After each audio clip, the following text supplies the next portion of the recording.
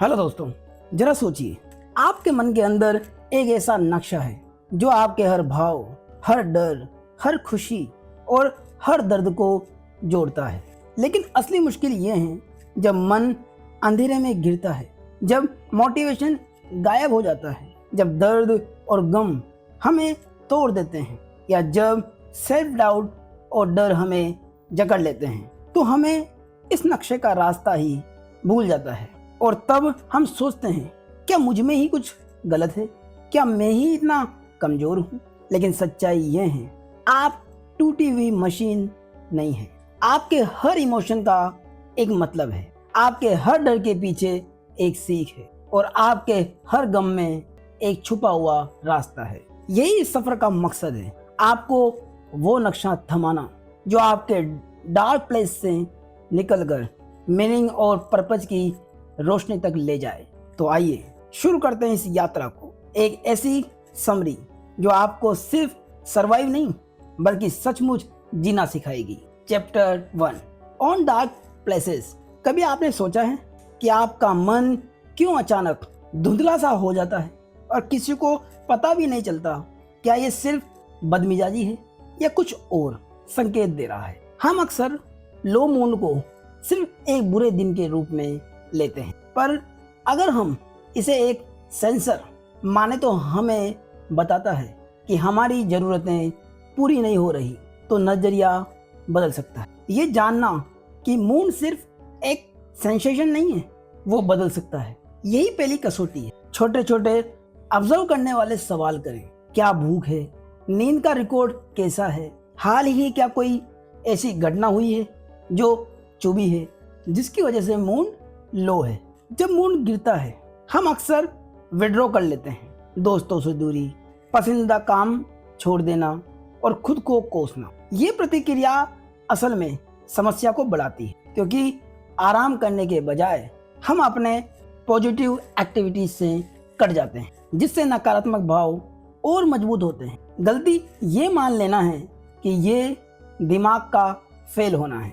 तब लोग छिपने की कोशिश करते हैं और सामाजिक दूरी बढ़ जाती है। सबसे असरदार कदम है अवेयरनेस को बढ़ाना और एक छोटा सा टूल किट तैयार करना। रोजाना नोट्स तैयार करना, छोटे एक्सपेरिमेंट्स करना, इंटरनेशनल एक्शंस को नोट करना, जैसे मूड को एक बॉडी सेंसेशन की तरह ट्रैक करना, जैसे पेट में भारीपन, गर्दन की अकड़न, इन सबको नोट करना और फिर उन स्पेसिफिक चीज़ों को नापना जो मूड को प्रभावित कर रही है। ये छोटे छोटे कदम समय के साथ बड़ा फर्क लाते हैं। कल्पना कीजिए, आप एक धुंधले कमरे में खड़े हैं।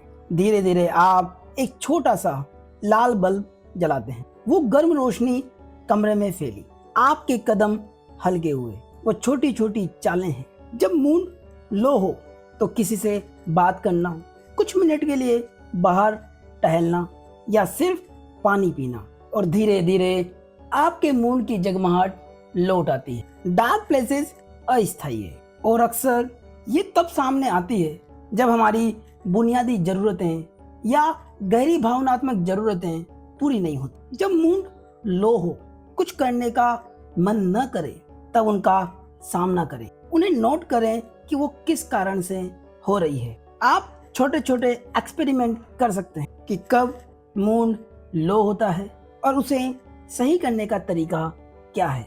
आप ऐसे दैनिक रूटीन बना सकते हैं जो इन संकेतों का जवाब दे। याद रखें, मूड आपकी पहचान नहीं है, ये सिर्फ एक अनुभव है जिसे आप समझ सकते हैं और बदल सकते हैं। आज शाम 10 बजे आपने किस एक छोटी बात को टाला था जिसे आप सामान्य दिनों में करते हैं? अगले 48 घंटे में उसे 5 मिनट के लिए करें और महसूस कीजिए कि मूड कैसे बदलता है, और उसे नोट करें और फिर देखें कि इसे कैसे सही किया जा सकता है। एक महिला उद्यमी ने बड़े स्तर पर बर्नआउट का अनुभव किया। उसने महसूस किया कि लो मूड उसका संकेत था। उसने प्रोफेशनल बाउंड्रीज सेट की और हर दिन 20 मिनट का स्लो वॉक जोड़ा। इससे उसकी डिसीजन मेकिंग पावर वापस आई और उसके बिजनेस में रचनात्मकता आई, क्योंकि उसने अपने मूड को नोटिस किया, उसके ट्रिगर पॉइंट को पहचाना। अगले चैप्टर में हम जानेंगे कि मोटिवेशन कैसे अचानक गायब हो जाती है और छोटे छोटे एक्शन जो उसे वापस लाने में चमत्कार कर सकते हैं। Chapter 2 on motivation.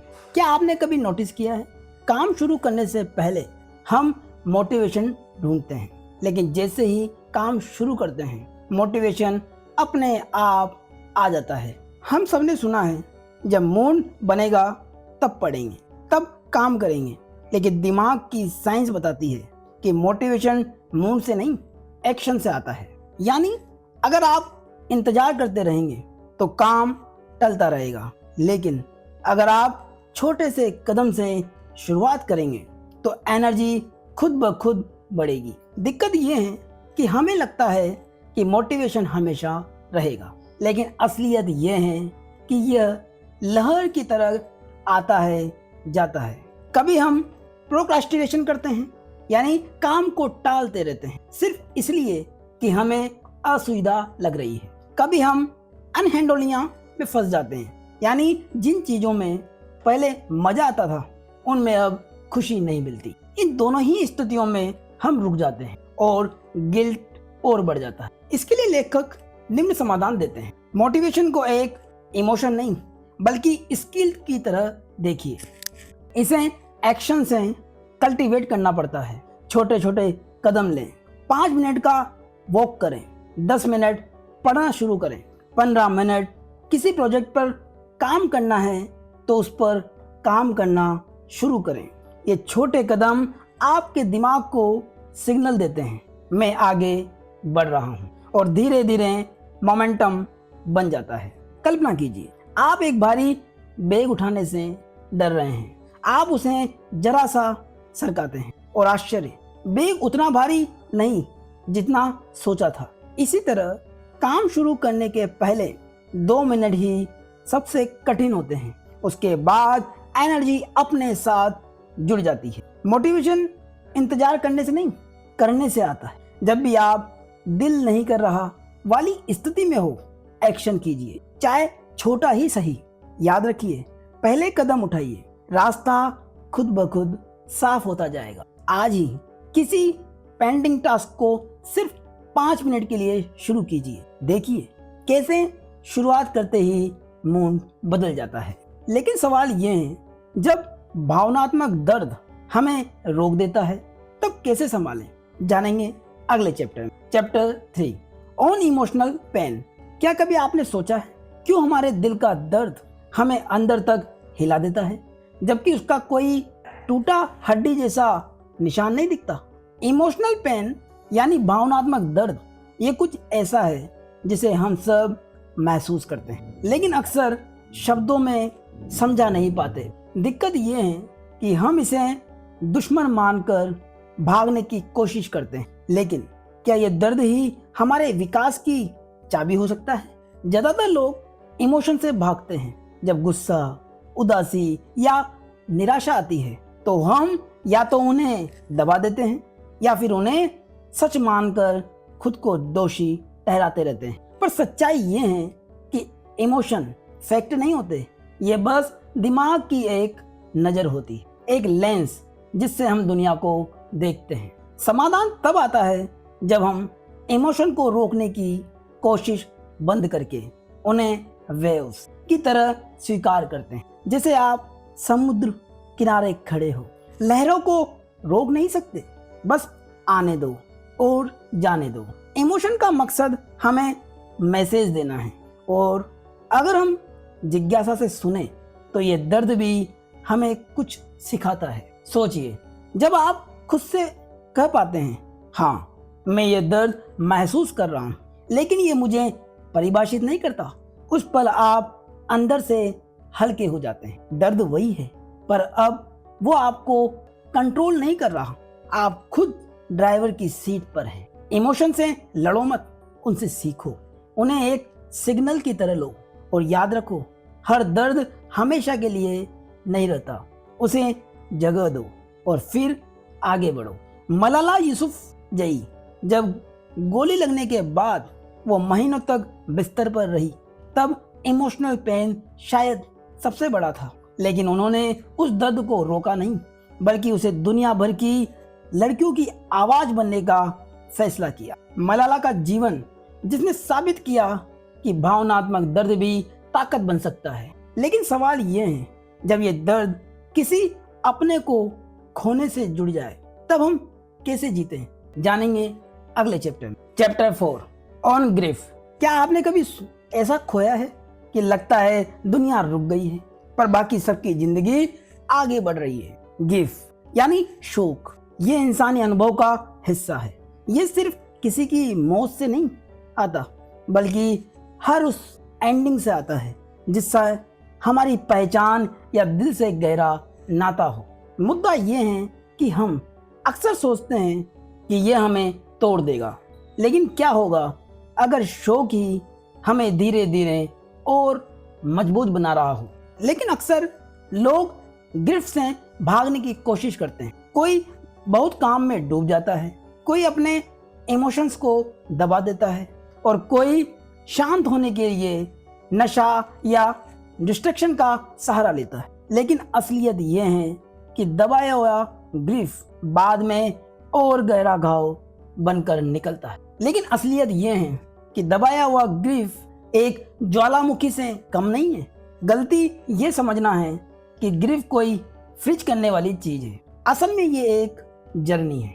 इसका समाधान ये है कि ग्रीफ को फील करना, उसे महसूस करना। ये भी वेव्स की तरह है, आप इन्हें रोक नहीं सकते, बस आने जाने दें। 4 टास्क है जो हमें इससे उबरने में मदद करते हैं। फर्स्ट, हकीकत को मानना।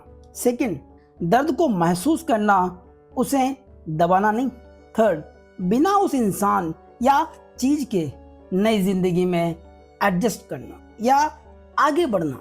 फोर्थ, उन कनेक्शंस को नए रूप में जिंदा रखना, यादों में, रिचुअल्स या मीनिंगफुल एक्शंस के रूप में।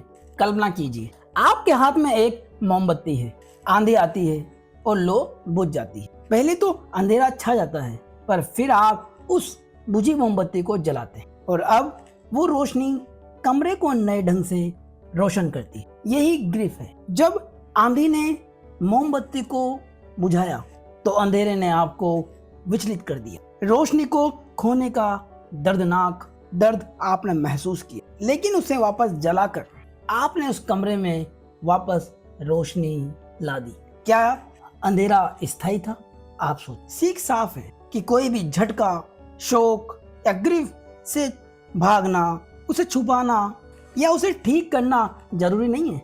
इसे जीना है, इसे महसूस करना है, क्योंकि हर आंसू, हर याद, हर हीलिंग का हिस्सा है और धीरे धीरे यही दर्द हमें आगे बढ़ने की ताकत देती। ग्रीफ किसी भी रूप में आ सकता है, किसी को हमेशा के लिए खो जाने के कारण, किसी अनएक्सपेक्टेड दुर्घटना के कारण, अपने लवर को खो देने के कारण, पर आपको उसे जीना है, उस दर्द को हैंडल करना सीखना है। C.S. लुइस, एक महान लेखक, अपनी पत्नी की मौत के बाद पूरी तरह टूट गए, लेकिन उन्होंने अपनी किताब अ ग्रीफ ऑब्जर्व्ड में इस दर्द को लिखा और वही लेखन लाखों लोगों के लिए हीलिंग का साधन बन गया। अपने जर्नल में लिखिए आपने अब तक कौन सा बड़ा लॉस महसूस किया है। लेकिन क्या होता है जब ग्रीफ के साथ साथ सेल्फ डाउट भी घुस जाता है और हम खुद पर भरोसा करना ही भूल जाते हैं? यही जानेंगे अगले चैप्टर 5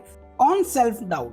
क्या आपने कभी नोटिस किया है कि दूसरों की नजर से बचने की कोशिश में आप खुद अपनी नजर में गिर जाते हैं? सेल्फ डाउट यानी खुद पर शक करना। ये हमारे अंदर तब आता है जब हम किसी नए काम की शुरुआत करते हैं, आलोचना का डर होता है, या जब हम खुद को दूसरों से कंपेयर करते हैं। अगर ये शक इतना कॉमन है तो क्या इसे खत्म करना मुमकिन है या हमें इसके साथ जीना सीखना होगा? दिक्कत ये है कि सेल्फ डाउट अक्सर हमें 2 रास्तों पर ले जाता है। या तो हम दूसरों को खुश करने के लिए अपनी जरूरतों को भूल जाते हैं, या फिर हम हर क्रिटिसिज्म को अपनी आइडेंटिटी से जोड़ देते हैं, उसे अपनी आइडेंटिटी पर हमला मानकर टूट जाते हैं। गलती ये है कि हम सोचते हैं कि हर किसी की राय सच है, जबकि असलियत ये है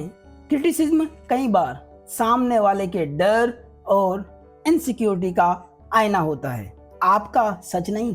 समाधान तब आता है जब हम सीखते हैं कि कौन सी राय सचमुच मायने रखती है और कौन सी हमें बस नीचे खींचती। क्रिटिसिज्म को दो हिस्सों में बांटना ज्यादा सही है।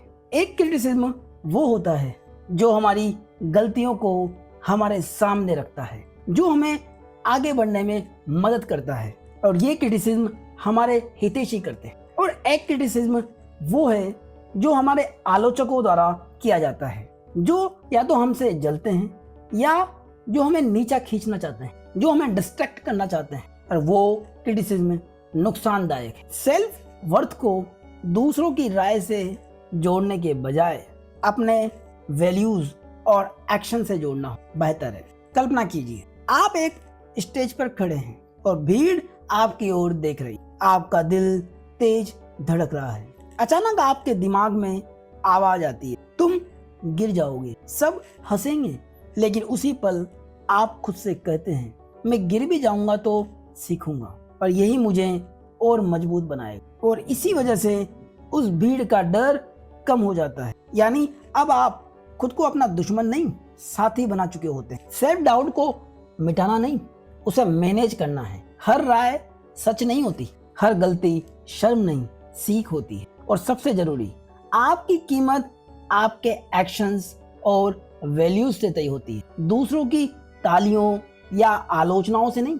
माया जेंजेलो, मशहूर लेखिका और एक्टिविस्ट, उन्होंने कई पुरस्कार जीते, लेकिन फिर भी अक्सर सोचती थी लोग जान लेंगे कि मैं असल में उतनी अच्छी नहीं हूँ। फिर भी उन्होंने लिखना और बोलना जारी रखा और उनका काम करोड़ों लोगों की प्रेरणा बना। लेकिन क्या होता है जब डाउट के साथ साथ डर भी जुड़ जाता है और हम कोशिश करने से पहले ही हार मान लेते हैं? जानेंगे अगले चैप्टर में। Chapter 6 on fair.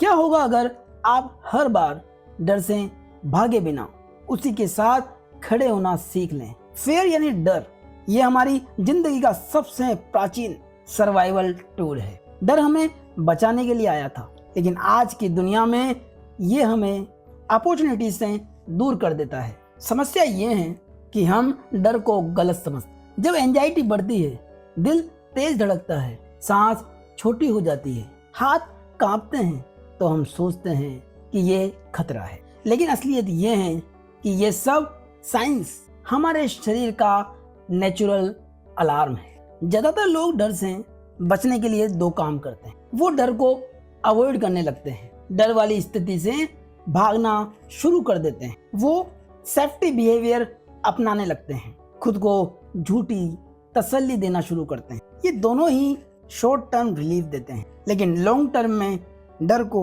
और मजबूत कर देते हैं। इसका समाधान सिर्फ ये है कि डर का सामना करें। मतलब साफ है कि डर को धीरे धीरे कंफर्ट करना, उसके साथ अपने को सहज करना। इसके लिए लेखक कुछ स्टेप देते हैं। Step first, exposure. डर को सीधे जंप करके फेस करना मुश्किल होता है। इसका इलाज है डर का सामना छोटे छोटे स्टेप में करना।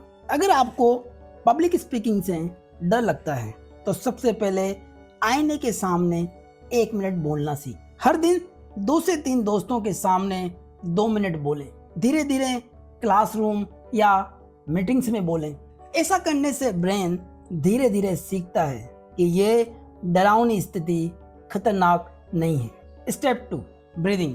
डर लगने पर शरीर में एड्रेनलिन रिलीज होता है, दिल तेज हो जाता है, सांस छोटी होने लगती है, हाथ कांपते हैं। उस समय 4 सेकंड गहरी सांस लें, फिर 6 सेकंड के लिए धीरे धीरे उसे छोड़ें। ऐसा करने से नर्वस सिस्टम शांत होता है और डर के फिजिकल इफेक्ट्स कम हो जाते हैं। Step 3, mindset shift. डर को आमतौर पर दुश्मन माना जाता है।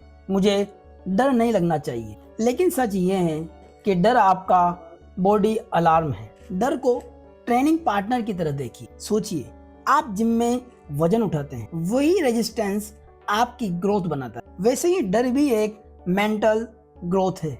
जितना आप इसे उठाएंगे उतना ही स्ट्रांग होंगे। जैसे ही आप डर को एनिमी से टीचर में बदलते हैं तो उसका असर कमजोरी से ताकत में बदल जाता है। Step 4, repetition. दिमाग हर बार डर का सामना करने पर नया एविडेंस जमा करता है। मैं गिरा नहीं, कुछ बुरा नहीं हुआ, मैं संभल गया।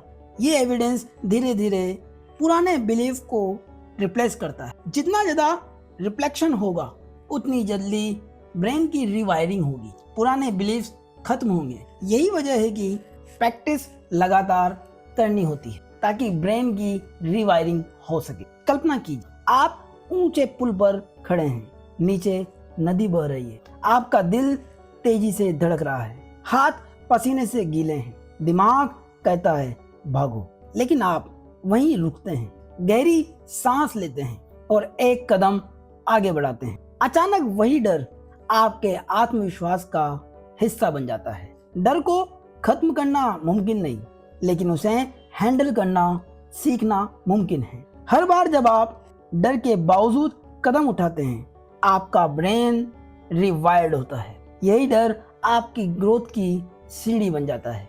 लेकिन जब डर के साथ साथ स्ट्रेस भी हावी हो जाए तो दिमाग और शरीर कैसे संभालें, जानेंगे अगले चैप्टर में। Chapter 7, on stress. क्या आप जानते हैं कि स्ट्रेस हमेशा बुरा नहीं होता?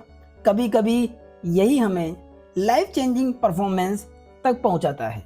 स्ट्रेस दरअसल बॉडी का सर्वाइवल अलार्म है। जब बाहर डिमांड ज़्यादा होती है तो दिमाग शरीर को एक्स्ट्रा एनर्जी देने लगता है। दिल तेज, सांसें तेज हो जाती है, मसल्स टाइट होने लगती है। सवाल ये है, अगर ये सिस्टम इतना नेचुरल है तो फिर हम क्यों इसे दुश्मन मान लेते हैं? समस्या ये है कि लगातार तनाव हमारे दिमाग और शरीर दोनों को थका देता है। नींद बिगड़ने लगती है, चिड़चिड़ापन आने लगता है, कंसंट्रेशन कम हो जाता है और बॉडी में बीमारियां बढ़ने लगती हैं। ज़्यादातर लोग गलती करते हैं, या तो स्ट्रेस को पूरी तरह अवॉइड करना चाहते हैं या फिर उसे नज़रअंदाज करके बर्नआउट तक पहुंच जाते हैं। सच ये है कि स्ट्रेस दुश्मन नहीं बल्कि टूल है।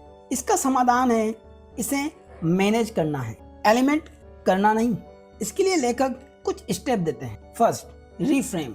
स्ट्रेस का असली काम है आपको अलर्ट और रेडी बनाना। जब दिल तेज धड़कता है, हाथ पसीने से गीले होते हैं और दिमाग तेज चलता है, इसे अक्सर लोग पैनिक समझ लेते हैं। लेकिन रिसर्च दिखाती है कि यही रिएक्शंस आपके शरीर की नेचुरल प्रिपरेशन है। दिल की तेज धड़कन मतलब मसल्स में एक्स्ट्रा ऑक्सीजन पहुंचा रही है। पसीने का आना यानी शरीर को ठंडा कर रहा है। दिमाग का अलर्ट माइंड जोन में जाना, इसका मतलब आपका दिमाग शार्पन हो रहा है। अगर आपको लगता है मैं डर रहा हूं तो ये आपको गिरा देता है, लेकिन अगर आप सोचते हैं ये बॉडी मुझे तैयार कर रही है तो वही स्ट्रेस एनर्जी आपकी परफॉर्मेंस को बूस्ट कर देती है। Step 2, breathing.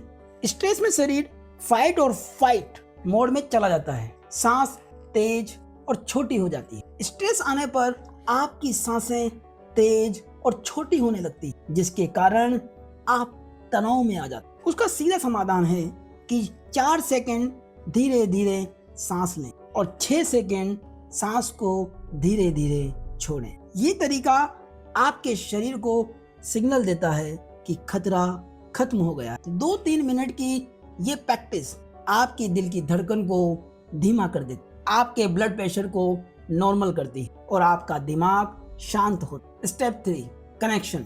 जब हम अकेले स्ट्रेस को फेस करते हैं तो हमारा दिमाग समस्या को कहीं ज्यादा बड़ा मान लेता है, लेकिन जब हम किसी से बात करते हैं या हेल्प लेते हैं तो हमारा दिमाग सेफ्टी महसूस करता है। जब आपको स्ट्रेस हो तो किसी विश्वास पात्र व्यक्ति से बातचीत करें, अपने किसी मेंटर से सलाह लें, अपनी प्रॉब्लम को उनके साथ शेयर करें, अपनी फैमिली के साथ टाइम बिताएं। जब स्ट्रेस आने पर आप किसी से जुड़ते हैं, किसी से संपर्क करते हैं, किसी से बात करते हैं तो वो अपने आप कम होने लगता है, आपका बोझ हल्का हो जाता है स्टेप 4 कंट्रीब्यूशन। स्ट्रेस ज़्यादातर तब बढ़ता है जब हम अपने ऊपर फोकस करते हैं। क्या होगा अगर मैं फेल हुआ? लोग क्या कहेंगे? मेरा भविष्य कैसा होगा? इन शब्दों और इन सोच को शिफ्ट करें। मैं दूसरों के लिए क्या वैल्यू जोड़ सकता हूँ? अगर आप एक टीचर हैं तो आप ये सोचें कि आप स्टूडेंट को क्या क्लैरिटी दे सकते हैं।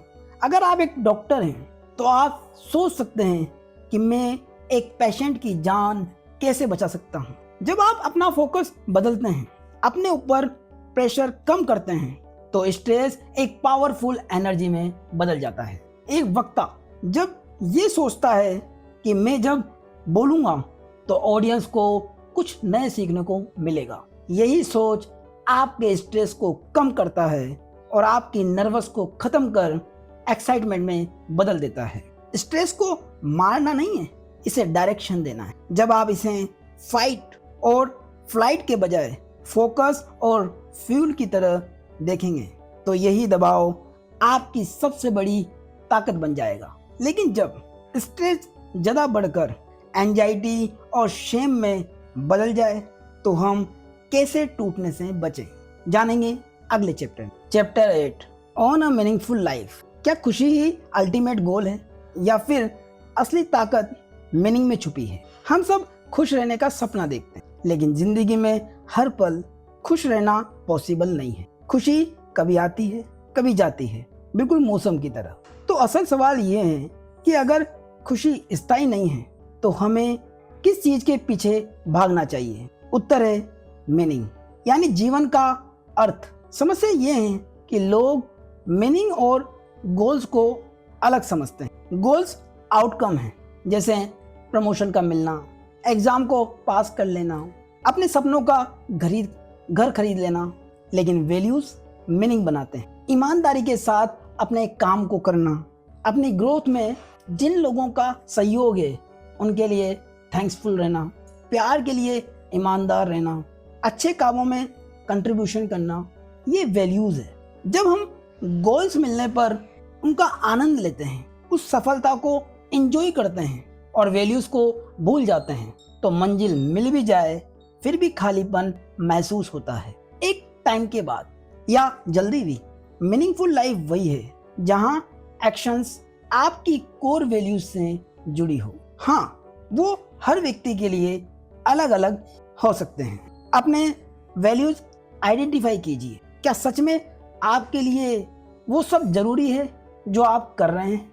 अपने गोल्स को वैल्यूज से अलाइन कीजिए। रोज के छोटे छोटे एक्शंस में उन वैल्यूज को प्रैक्टिस कीजिए। आपके वैल्यूज दूसरे व्यक्ति की वैल्यूज से अलग हो सकती। किसी को किसी की मदद कर अच्छा लग सकता है, किसी को कुछ सिखाकर मदद करके अच्छा लग सकता है, किसी को किसी के चेहरे पर खुशी लाकर अच्छा लग सकता है। ये सबकी अपनी अपनी वैल्यूज है। कल्पना कीजिए, सुबह नींद खुलती और आपके पास करने को लाखों काम है, लेकिन जब आप उठकर पहला कदम बढ़ाते हैं और जानते हैं कि मैं जो भी कर रहा हूँ वो मेरी असली वैल्यूज से जुड़ा है, तो हर काम बोझ नहीं, पर्पस बन जाता है। यही है मीनिंगफुल लाइफ, जहाँ छोटी छोटी चीजें भी गहरी तस्वीर देती है। सीख साफ कि खुशी टेम्परेरी है, मीनिंगफुल वैल्यूज परमानेंट है। जो लोग मीनिंगफुल लाइफ जीते हैं वो तकलीफ के पलों में भी मजबूती से खड़े रहते हैं। हैप्पीनेस को गोल मत बनाइए, बल्कि वैल्यूज को मीनिंगफुल लाइफ का हिस्सा बनाइए। मदर टेरेसा ने अपनी जिंदगी को कभी खुशियों के पीछे नहीं बल्कि अर्थ के पीछे जिया। उन्होंने गरीबों, बीमारों और अनाथ बच्चों के बीच जीवन बिताया। सोचिए, कलकत्ता की गलियों में गंदगी, बदबू, बीमार शरीर, ये सब देखकर किसी को खुशी कैसे मिल सकती थी? लेकिन मदर टेरेसा का फोकस खुशी पर नहीं था। उनकी कोर वैल्यू थी सेवा और दया। यही वैल्यूज उन्हें हर दिन आगे बढ़ाती रही। उन्होंने कहा था, हम सब बड़े काम नहीं कर सकते, लेकिन हम छोटे काम बड़े प्यार से कर सकते हैं। और यही वैल्यूज ड्रिवन लाइफ उन्हें नोबेल प्राइज तक ले गई। उनकी मीनिंगफुल लाइफ ने दुनिया को ये सिखाया कि पर्पसफुल एक्शंस, छोटी सी मदद और दूसरों के लिए योगदान ही असली अर्थ देते हैं। तो अब सवाल आपसे, क्या आप हैप्पीनेस के पीछे भागते रहेंगे या मीनिंग को अपना मार्गदर्शक बनाएंगे? सोचिए, जब भी जिंदगी अंधेरे में धकेले, अगर आपके पास कोर वैल्यूज का कंपास है तो चाहे हालात कितने भी कठिन हो, आपको हमेशा दिशा मिलेगी। अगर इस समरी ने आपके दिल को छुआ है तो इसे अपने पास ही मत रखिए, अपने दोस्तों को शेयर कीजिए, लाइक कीजिए, कमेंट में अपनी कोर वैल्यू लिखिए और इस वीडियो को सब्सक्राइब करना ना भूलें और हाइप बटन पर क्लिक कर। धन्यवाद।